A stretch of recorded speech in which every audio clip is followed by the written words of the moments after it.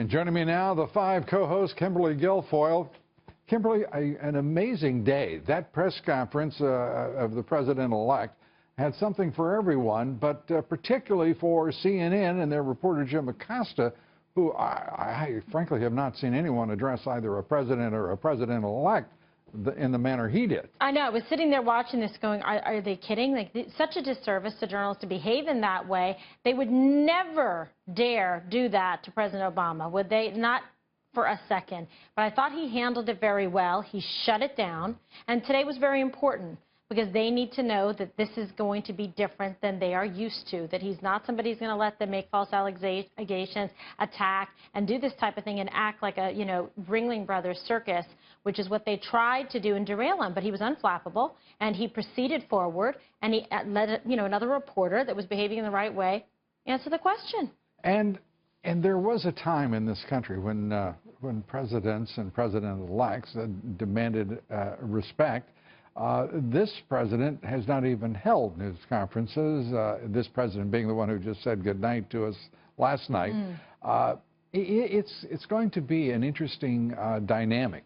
And it's pretty clear that Donald Trump does not have any qualm about there being consequences for reporters and news organizations dealing with baseless claims and publishing it as journalism. No, and they tried to do this right before his, press conference. He hasn't had one well, so that he did this today. They came at him. They weren't able to derail him. And, to me, I think this was just a very strong moment for him. He covered a lot of ground in the press conference. I thought it was very well done and professional, compelling. And if you saw the results and kind of the reaction, online to what his supporters were feeling, it was like, okay, this is the guy that we voted for and we're so passionate about.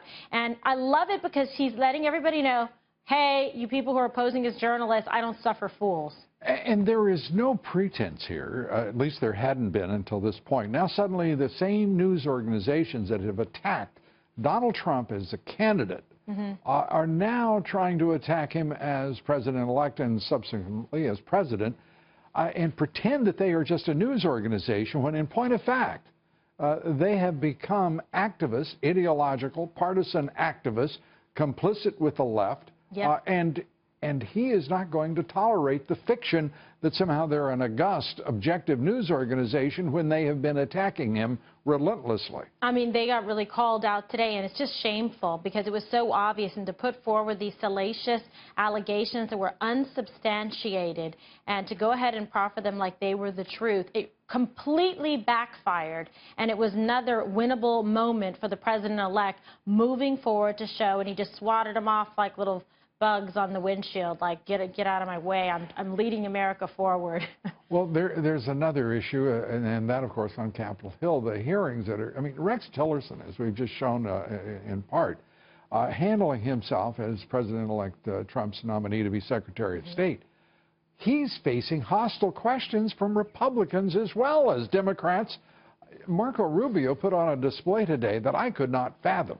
Either his motivation or the context or the value system he was purporting to represent.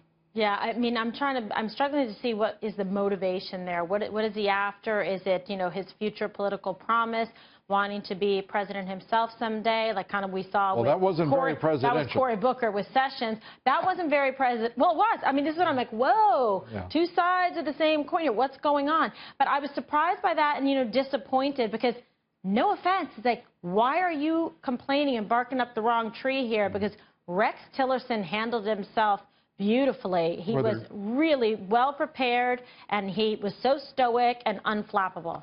Yeah, he looked like a man who had been running a rather large enterprise for a while and knew exactly what he was doing. And by the way, it was a meritocracy that produced him. And he came out on top for a decade, the leader of that organization. Yeah. Cory Booker, let's take a look. Let's listen to Cory Booker, for the first time in history, attack a colleague in the U.S. Senate, and his motivation, we'll take that up on the other side of this soundbite. America needs an Attorney General who is resolute and determined to bend the arc. Senator Sessions' record does not speak to that desire, intention, or will. With all that is at stake in our nation now, with an urgent need for healing and for love, I pray that my colleagues will join me in opposing his nomination. The healing, the need for love, the ark. I mean, that's more blather than I've ever heard. I need to be healed after that, Lou. It was painful. I mean, it was painful. That was supposed to be his breakout moment, like when Ted Kennedy gave Barack Obama the chance to speak at the convention. It was like, okay, check me out. I'm going to be the future. I'm going to seize like the horns, and I'm going to be the future of the Democratic Party, which is bereft of any leadership or ingenuity or anything at this point. And instead, he pulled a Chuck Schumer. He pulled a Chucky, and he's like looking down and sort of reading and trying to create this like supercharged energy and very passion. Dramatic fellow. Very dramatic, but nevertheless, not a passing grade. I'm so sorry, Lou. Yeah, and Booker, I mean, we don't know what's going on there. Bend the arc. It sounded like bend the law a little bit. Yeah, it was a little bit like go ahead and try and politicize it, like we saw with the Department of Justice and everything else. So I don't think so. The Democrats are putting on more losing moments on television in these hearings than I ever imagined possible. The sooner they can get out of the way of this confirmation process, the better for the Democratic Party. I love it. Great to see you, Kimberly. I concur, Lou. And I appreciate the concurrence. We are in concurrence. Yeah. Kimberly Guilfoyle, thanks so much.